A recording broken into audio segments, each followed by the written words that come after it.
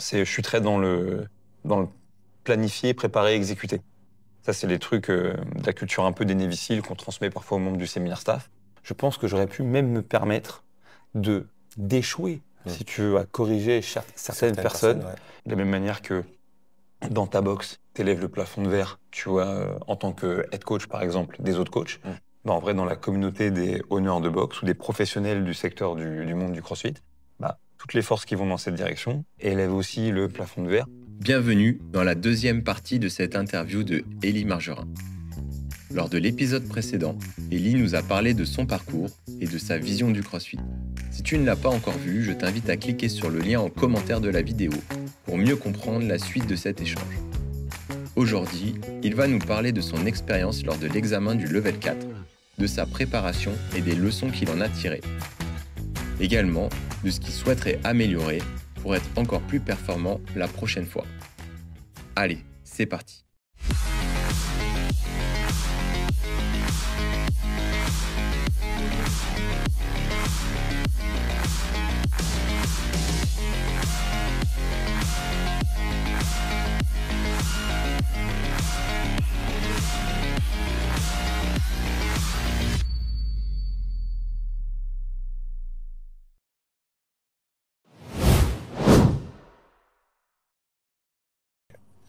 Et du coup, quand tu parles d'excellence, là pour revenir un peu plus à toi, comment tu travailles sur ta propre excellence à toi, comment tu construis, comment tu te développes? Alors, il y a plusieurs choses. Si tu veux, la première chose que je fais qui est très objective, qui est très mécanique, d'accord, dans ma manière de bosser, je suis très dans le planifier, préparer, exécuter. Ça, c'est les trucs de la culture un peu des Navy Seals qu'on transmet parfois aux membres du séminaire staff. Et de dire, voilà, une mission, ça se réussit comme ça. Je dirais même que ça devrait être planifier, préparer, exécuter et faire un rétex. C'est-à-dire un retour d'expérience et se prendre un feedback. Donc, moi, dans mon coaching, j'essaie de beaucoup travailler mes plans. J'essaie de beaucoup travailler. Moi, j'aime beaucoup travailler la logistique de la classe. C'est-à-dire arriver à avoir mis en place le matériel qui va faire que tout va paraître logique à l'athlète parce que je veux pas qu'il se pose de questions pendant que je le coach, ou du moins un minimum, et qu'il ait l'air de vivre une histoire, tu vois, différente chaque jour. Et où du coup, il arrive, il sort peut-être du boulot, il est peut-être stressé, peut-être fatigué. Donc moi, je veux minimiser les opportunités de flottement. Et ensuite, dans l'exécution, bon, bah voilà, c'est travailler sur, si possible, le respect de ton plan ou le discernement pour, des fois, en dévier pour les bonnes raisons. Et puis du coup, te poser des questions qui finalement sont très simples. Est-ce que, pour commencer, les gens ont vécu une expérience qui était impactante? Parce que moi, c'est mon premier besoin. Si les gens ils passent pas un moment, entre guillemets, extraordinaire, pas dans le sens incroyable, mais extraordinaire parce qu'il est particulier dans leur journée, ils reviennent pas. S'ils reviennent pas, je peux pas les faire progresser. Donc j'ai vraiment besoin qu'ils vivent une heure extraordinaire, dans le sens, elle change complètement du reste de leur journée. Et ensuite, ma deuxième question, c'est, ok, est-ce que j'ai fait progresser leur mécanique de mouvement? Et c'est des questions simples, hein, mais j'ai besoin de savoir, moi, pour que ma classe a été réussie, de me dire, ok, je suis content, objectivement, cette personne-là, je l'ai améliorée. Et maintenant, le travail un peu plus profond de ça, qui est plutôt lié à mon enseignement, et c'est le truc, moi, qui me challenge, c'est que, c'est pas le sujet du podcast, mais dans le monde du CrossFit, tu sais, il y a les thèmes communs qui régissent un peu l'exécution des mouvements fonctionnels, et ils sont généraux. Et ces thèmes communs s'expriment sous la forme de points de performance qui nous servent un petit peu, nous, de points de repère, ok, ou de checklist quand on va enseigner un mouvement. Moi, le gros travail que j'essaye de faire, c'est m'assurer quand j'enseigne un mouvement que lorsque c'est pas l'un des mouvements fondamentaux où ce travail a été prémâché, eh ben, j'ai déterminé les points de performance les plus pertinents pour ce jour, ok, que je les ai amenés de la bonne manière. Et si le mouvement est complexe, que j'ai réussi à trouver des progressions qui ont amené les gens à progresser sur les mouvements. Ça, c'est le fond du fond, ok, dans les parties techniques que j'essaye de travailler. Et ensuite, ça, j'ai envie de dire que même encore aujourd'hui, ça pour moi, c'est 25% du taf, ok. Et le vrai 75%, c'est ce que je t'ai expliqué avant. Comme planifier. Planifier, préparer, exécuter, mais aussi l'expérience. Okay. C'est-à-dire vraiment comment faire pour que le gars il vient à la salle et il s'en va et il a passé un vrai bon moment, okay, mais pas genre juste il s'amusait. Il a passé un vrai bon moment, mais aussi il a appris des choses, aussi il a connecté, etc. Parce que le crossfit ou l'activité physique ou ce qu'on fait, en termes de bénéfices, c'est très vaste. Donc dans le monde du crossfit, on est très sur santé, nutrition, performance. Ok. Mais la santé, ce qui fait aussi la longévité, oui, c'est ta capacité, ta capacité de travail mesurée sur un large domaine temporel et modal qui évolue sur tout le temps, donc ta capacité à faire marcher sur les mains, des snatchs et tout à 60 piges. Mais moi, je crois aussi beaucoup à tout ce qui est en périphérie de ça, et c'est aussi ta capacité à être baigné et à interagir, tu vois, avec des gens de tout âge, de toutes conditions socio-professionnelles, etc., ou presque, dans une salle de crossfit. Si tu veux, c'est vraiment un lieu de vie, tu vois, c'est pour ça qu'on appelle ça une communauté. C'est-à-dire que t'as un microcosme, tu vois, dans le reste du truc. Et moi, ça me passionne pas mal. Et je pense que quand ta communauté, elle est forte et que les gens y ont leur place, ok, du coup, ils restent. Et quand ils restent, t'as tout ce qui... T'as plus d'opportunités. Exactement. Et que du coup, c'est paradoxal, hein, mais ce truc-là reste fondamental parce que c'est ce qui t'a créé, c'est ce qui te crée le terreau pour faire le travail, entre guillemets, technique. Ouais. Okay, et parfois, si tu tombes peut-être dans le problème inverse où tu marches à l'envers, ça peut aussi avoir un coût parce que les gens ont été bien coachés, t'as amélioré leur mécanique de mouvement, mais est-ce qu'ils se sont sentis vus et considérés? Est-ce qu'ils ont passé vraiment un mouvement extraordinaire qui les a coupés de leur journée? Mais c'est que ma perception. Ouais. Okay. Et toi, avec ton profil, c'était quoi ton plus grand défi, justement Alors, moi, avec mon profil, si tu veux, mon plus grand défi, et c'est ce qui m'a coûté, moi, l'examen du level 4, parce que j'ai tenté de le passer et dans sa version bêta à l'époque, et j'ai échoué à l'examen. Mais un des trucs qui m'a coûté, c'est on a tous l'athlète, on t'a parlé de la vitesse de palier, etc., l'entraînement de seuil, donc j'imagine que c'est des choses qui sont évoquées dans les autres épisodes du podcast. On gère toujours sa capacité à bouger bien et à bouger vite. Okay, moi, je pense que l'un des trucs qui m'a coûté, parce que je ne l'ai pas anticipé, c'est qu'on ne coach pas une classe de 24 comme on coach une classe de 15 ou une classe de 12. Dans ce même ratio, technique de coaching et intensité. Et j'ai mis longtemps avant de le comprendre, mais c'est notamment en parlant avec Pierre, que tu as reçu sur un de tes échanges, que je l'ai compris, c'est-à-dire, moi, du fait de travailler dans des environnements avec beaucoup de monde, okay, que ce soit en séminaire ou dans les box, j'ai souvent le défaut, du coup, puisque dans le cas de l'examen, c'est devenu un défaut, d'arriver, de regarder la personne, et je dis pas que j'ai la science infuse, mais de détecter, ok, j'ai l'impression de voir 2-3 fautes, ok, je vais commencer par celle-ci, pour moi c'est la cause racine, après je pense que je ferai celle-là, et puis je ferai celle-là. Ok, et puis les consignes que j'utilise le plus souvent, qui fonctionnent le mieux, sont celles-ci, donc ça devrait marcher. Tiens, toi, fais un peu ça, oui, ok, c'est un peu mieux, recommence encore une fois, ok, pas mal, vas-y, maintenant fais ci, oui, ça me paraît bien, t'as bien avec ça, ok, ça maintenant c'est vraiment bien, garde ça, et je m'en vais. Ok, mais ce côté-là, même si t'es divertissant, etc., te donne un côté un peu sec. Enfin, c'est ta ta ta ta ta ta ta ta ta ta ta ta ta ta. Et je pense que ce que j'ai pas perçu, c'est que dans le cadre du level 4, du fait qu'on t'a moins de monde, j'aurais pu et j'aurais dû rétrograder, okay, rétro-pédaler, prendre plus de temps, corriger peut-être qu'une faute, valider ça, partir voir quelqu'un d'autre, revenir à la première personne, vérifier si c'est acquis et avancer. Et du coup, pour faire simple, je pense que le level 4 m'a permis de réaliser que tu fais ce que tu as besoin de faire quand tu coaches une classe à 20, par exemple, mais que parfois, notamment quand tu as moins de monde, il ne faut pas confondre vitesse et précipitation. Okay, ouais. Et du coup, c'est un de mes challenges, c'est-à-dire j'essaie de réguler. Ralentir. Ouais, ralentir quand je peux, ouais. Tu vois. Ralentir quand je peux. Et du coup, être davantage dans l'instant, en plus de soins, et pas considérer du coup à nouveau les humains, tu sais, genre, ok, lui je l'ai coché, lui je l'ai coché, lui je l'ai coché, qui était parfois ce qui pouvait m'arriver parce que je voulais être sûr, ok, j'ai 18 à 20 personnes, il faut que j'ai vu tout le monde et j'ai peu de temps. Ok, lui c'est bon, j'ai identifié. Et du coup, il y a moins de, à nouveau à mon sens, moins de connexion, mais aussi maintenant même d'un point de vue efficacité de coaching, moins de soins, moins d'impact, ok, parce que tu as besoin de consacrer du temps à chaque personne. Comme tu disais, c'est obligation de moyens et pas de résultats, et du coup, tu as voulu absolument valider des résultats alors que c'était peut-être pas ce qui regardait le plus. Exactement. Je pense que même à l'examen du level 4, si on est vraiment là-dessus, je pense que j'aurais pu même me permettre d'échouer, si tu veux, à corriger certaines personnes, ouais.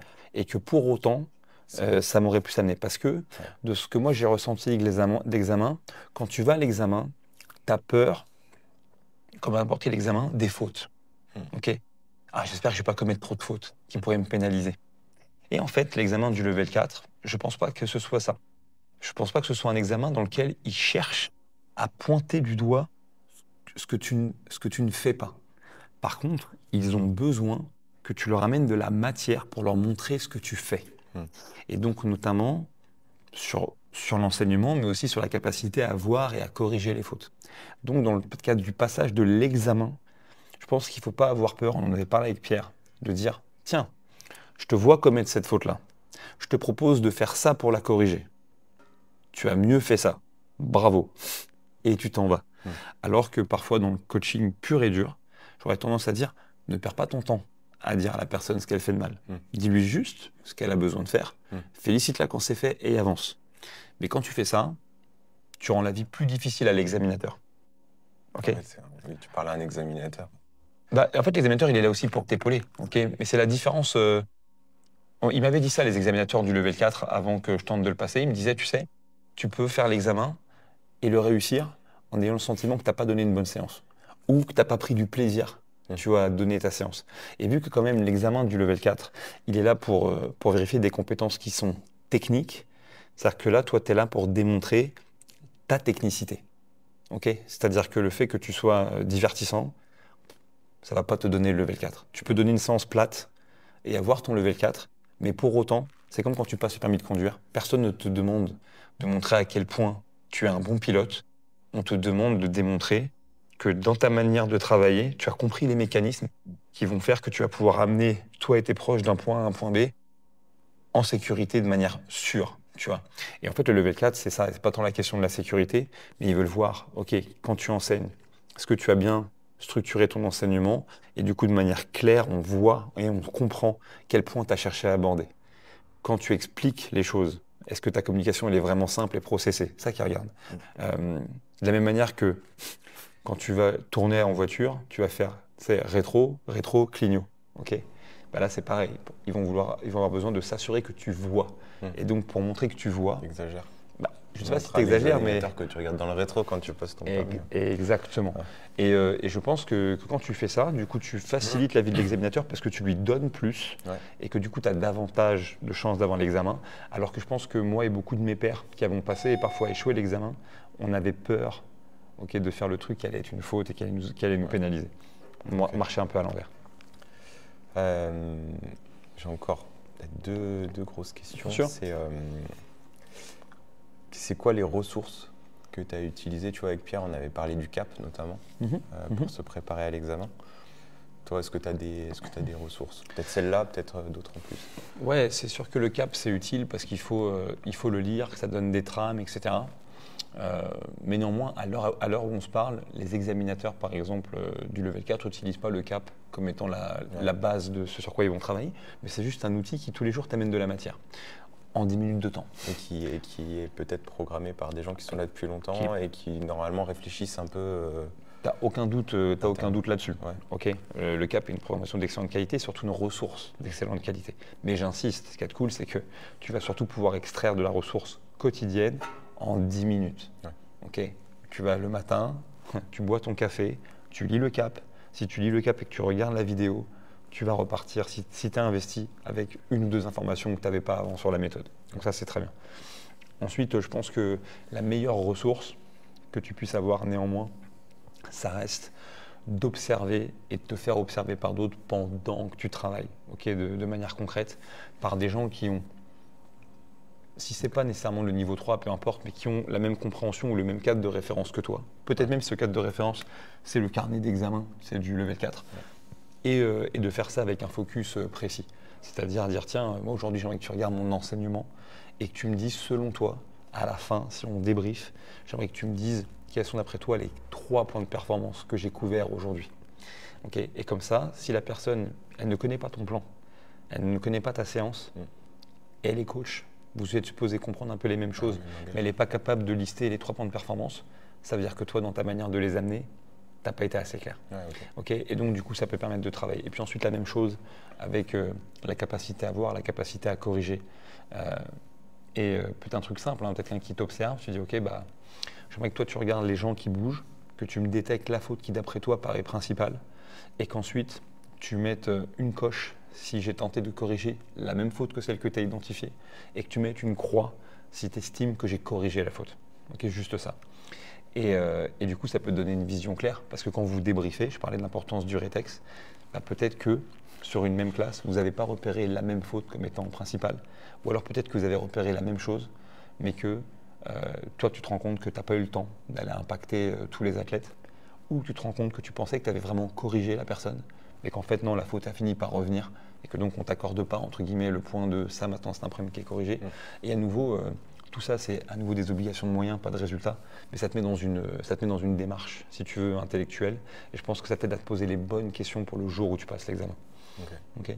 Vraiment, c'est mon opinion. Bon, ça impose d'avoir une équipe, ou au moins un équipier.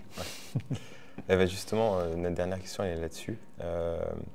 Nous, notre équipe, en termes de formation, on a des standards qui sont hauts. On est assez exigeant et la formation chez nous, elle est dure. Tu as un petit peu répondu tout à l'heure qu'il fallait trouver un juste milieu, mais tu en penses quoi? Comment toi, tu vois la formation des jeunes, des stagiaires et comment tu les intègres? Bon, de base, de toute manière, peu importe le domaine, le leitmotiv entraînement difficile, combat facile, il marche tout le temps. Donc si tu es dur dans ta formation, ou du moins si tu es exigeant, bah, c'est quand même parce que tu as envie que la personne fasse plus facilement son métier correctement. On inverse la mécanique. Nous, on a une formation qui n'est pas dure, dans laquelle on est hyper laxiste. Ça, en quoi ça va amener la personne, tu vois, à devenir potentiellement un bon professionnel et à gagner sa vie avec ce métier? En rien. Ok. Donc je ne pense pas que vous soyez dur. Je pense que la formation ou le fait d'apprendre une profession, quelle qu'elle soit, c'est dur et c'est exigeant. Ok. Moi, je n'ai pas appris énormément de métiers dans ma vie, mais même les métiers les plus basiques que j'ai pu faire comme chef de rang, et même quand je dis basique, j'ai tort, parce que c'était tout sauf basique, mais c'était dur et c'était exigeant. Mais quand j'ai appris cette profession, et encore aujourd'hui, 20 ans plus tard, c'est une profession que je pourrais exercer demain. Tu vois, je saurais toujours comment faire. Et je pourrais gagner ma vie demain, dans un restaurant en claquant des doigts si je n'avais pas le choix. Tu vois. Donc je pense d'être pas dur et pas exigeant. Je pense que quand on forme des gens, c'est dur et c'est exigeant. C'est dur et c'est exigeant pour eux, c'est dur et c'est exigeant pour vous. Parce que vous avez envie de leur donner les bonnes choses. Ensuite, faut juste comprendre qu'au final, tous les gens qui travaillent dans une box, bah, ils sont au service de la fameuse communauté, tu vois, que tu as décidé de créer. Et donc, qu'est-ce que tu as envie de donner à cette communauté de plusieurs centaines de personnes parfois, qui investissent, des fois, quand on y pense, peut-être 6, 7, 8% de leurs revenus, Et je parle des revenus globaux, je ne parle pas de l'argent qu'ils ont disponible à claquer tous les mois et qui ont décidé de l'investir chez toi. Il faut que tu leur délivres la meilleure qualité de service et de coaching possible. Donc si tu as décidé d'intégrer des gens dans ton équipe, il faut qu'eux aussi ils comprennent l'importance de ce projet. Et c'est pas être dur dans la formation et être exigeant, c'est pas être méchant. C'est faire le max pour respecter aussi la confiance que les gens font. Et ça, c'est le dernier point. J'ai toujours été, moi, dans des environnements durs et exigeants, mais ça a toujours été des environnements durs, exigeants, bienveillants, justes, dans lequel aussi tu as l'esprit de récompense. Tu vois, c'est pas question qu'on te récompense de quoi que ce soit, mais aussi tu es vu toi aussi quand tu fais le travail correctement. Et du coup, ça fait du bien, d'accord, en tout temps. C'est-à-dire que si ça coûte rien, c'est que ça vaut rien. Donc si ça te coûte du travail, de l'investissement, et qu'en plus quand on dit ok, là aujourd'hui ça c'était pas mal ça c'était bien, j'ai fait un truc bien et j'avance et je l'ai gagné, tu vois. Donc non, moi je pense que c'est comme ça qu'il faut procéder et que c'est pas parce que tu es dur et que tu es exigeant que les gens ils ressentent pas ton investissement personnel et même potentiellement l'affection que tu peux avoir pour eux. Moi quand j'ai eu des stagiaires par le passé, des gens qui j'avais vraiment mis beaucoup d'espoir et j'ai regretté jamais. Ça a toujours eu du sens, même si des fois c'est pas toujours fini comme je voulais, mais je pense que j'étais ni facile ni peu exigeant, mais je pense que les gens ils étaient quand même conscients que j'étais exigeant, dur, mais investi et connecté avec eux, tu vois, et pas dans le mépris. Et à l'inverse, je pense que tu as des structures où tu as des gens qui encadrent et qui sont laxistes ou qui sont pas exigeants. Mais c'est que les gens qui se font former ne sont pas plus heureux parce qu'ils n'ont pas de cadre, et parce qu'ils ne se sentent pas considérés, qu'ils ne se sentent pas stimulés et qu'ils n'ont aucune vision d'un projet potentiel pour le futur. Et je crois que quand tu es dans un environnement qui est tout l'inverse de ça, en vrai, ce cadre, cette direction, c'est aussi un truc qui rassure et qui... Bien sûr, et qui te donne de la force, parce que tu te dis, ok, peut-être demain, c'est moi le nouveau head coach tu vois, de CrossFit Anthropos, parce que Pierre et Linda seront sur d'autres projets, et ils m'auront fait confiance, et ce sera ma maison, et c'est chez moi. Et puis peut-être qu'à un moment donné, j'ouvrirai mon propre truc, mais grâce aux compétences que j'aurai acquises ici, et je sais qu'avec ça dans un coin de ma tête, comme moi par exemple avec CrossFit Louvre, j'aurai l'opportunité de faire un truc qui a davantage de chances de marcher, tu vois.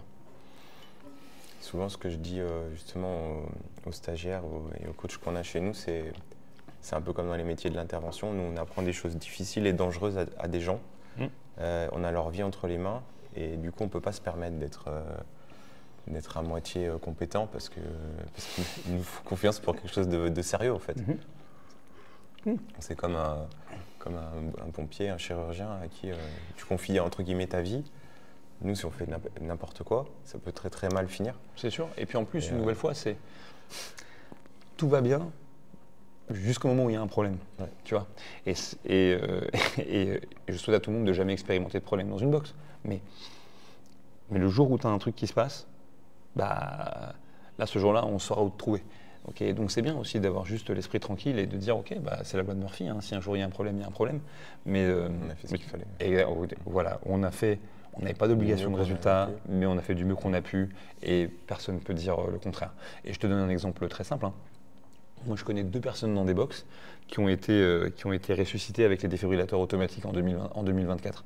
Okay, un mec qui a fait un AVC, un autre qui a fait un arrêt cardiaque. Et les deux, bah, c'est l'intervention des coachs okay, et l'utilisation de cet équipement qui fonctionne. Il y a plein d'endroits où il n'y en a pas, okay, pour plein de raisons différentes, et tout va bien. Mais tout va bien jusqu'au jour où il y a un problème. Et donc, je pense que c'est juste ça. Après, on ne dramatise rien, tu avances et tout. Mais oui, effectivement, c'est une vraie profession, c'est une vraie mission qui est cool. Et ça se fait avec beaucoup de plaisir. Mais oui, ça doit se faire sérieusement, c'est sûr. Okay. Bon, je pense que c'est un bon mot de la fin. Est-ce que tu veux rajouter un dernier petit truc ? Non, rien du tout, si ce n'est que je pense que, tu vois, tu parlais de l'avenir du coaching et de la formation. Bah, je pense que ton initiative et les gens qui parfois vont suivre une direction qui est comparable à la tienne. Je pense notamment à un garçon qui est à Thonon-les-Bains, qui a été chez Pierre il n'y a pas longtemps, ou les endroits où moi je vais travailler. Bon, en fait, c'est vous qui mettez la voix, vous en rendez pas compte, mais de la même manière que dans ta box, tu élèves le plafond de verre, tu vois, en tant que head coach par exemple, des autres coachs, bah, en vrai dans la communauté des owners de boxe ou des professionnels du secteur du monde du CrossFit, bah, toutes les forces qui vont dans cette direction élèvent aussi le plafond de verre et contribuent indirectement à ce que les comportements ils évoluent. Donc voilà, tu es ce qu'on appelle un early adopter okay, dans le comportement. Bah ouais, c'est ça. Et puis j'espère que derrière toi, bah, la grande majorité suivra, parce que je pense que la direction elle est cool, quoi. Ok. Bon, c'est cool. Merci Eli. Ouais, je t'en prie. 20 minutes. Mais t'es malade. C'est la fin de cette interview d'Eli. J'espère que comme moi, tu as appris des choses et que ça t'a plu. Pour ne rien manquer de la suite, abonne-toi, n'hésite pas à liker et à commenter cette vidéo, notamment si tu as des suggestions de coach que tu souhaiterais que j'aille interviewer. Ne t'inquiète pas, j'ai encore de belles surprises pour la suite. Allez, je te dis à très vite et reste connecté.